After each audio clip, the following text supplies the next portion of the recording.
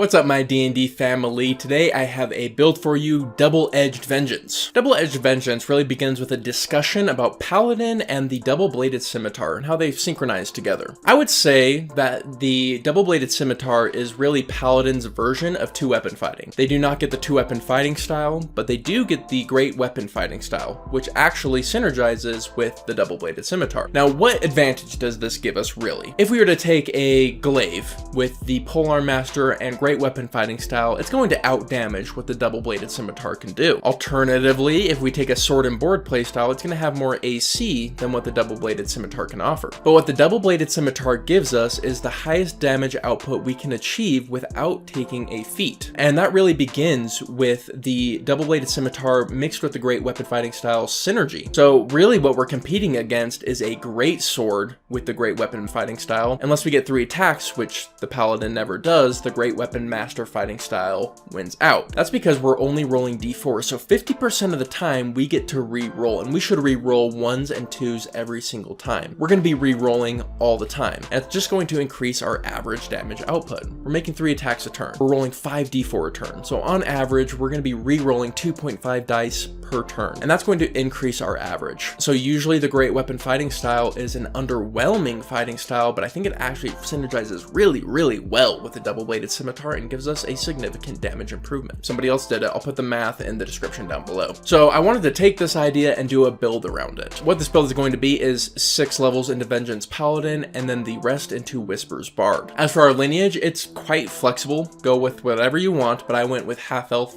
for the stat efficiency. As for our stats, going to be standard paladin stuff: strength, charisma, constitution. So now we have these 3 attacks that we're doing every single turn. I wanted to take a subclass that really enhanced that playstyle. Taking Vengeance Paladin gives us Hunter's Mark. Hunter's Mark with 3 weapon attacks is pretty efficient damage and increases our damage output. Nice. Misty Step is also a fantastic spell to put on our list, and something else is that we become kind of a bit of a crit fisher right out the gate. The Vengeance Paladin gives us our Channel Divinity that allows us to get advantage on every single attack, and with 3 weapon attacks, which most paladins only have 2, with our 3 weapon attacks we're going to be hitting those crits more often. Hitting those crits more often means we get to drop these big ass smites more often, which is where Whispers Bard really comes in. By going into Whispers Bard, we're going to be increasing our spell levels at a significant rate. We're going to be getting those 5th level spell slots much sooner. On top of that, it gives us a second pool. They have Psychic Blades, which is essentially a second pool of smites. So when we get a crit, we can now drop our own higher leveled smites because we've multi-classed into Bard, as well as the Psychic Blade smites. So our crits get absolutely absurd how much damage we can do with them, and we're pretty good at getting them. The first way we get them is just by having more attacks, and the second way is by using the Vengeance Paladin's Channel Divinity when it's like we really need a crit for this, a boss monster type situation. We don't want to use it too often because we want to save it for the moments it really matters, but when it really matters, it's going to come in clutch to get us those crits. So this is ultimately a later level build. We're taking 6 in Paladin to get the Almighty Aura of Protection, and then we're going into Bard. So it's the same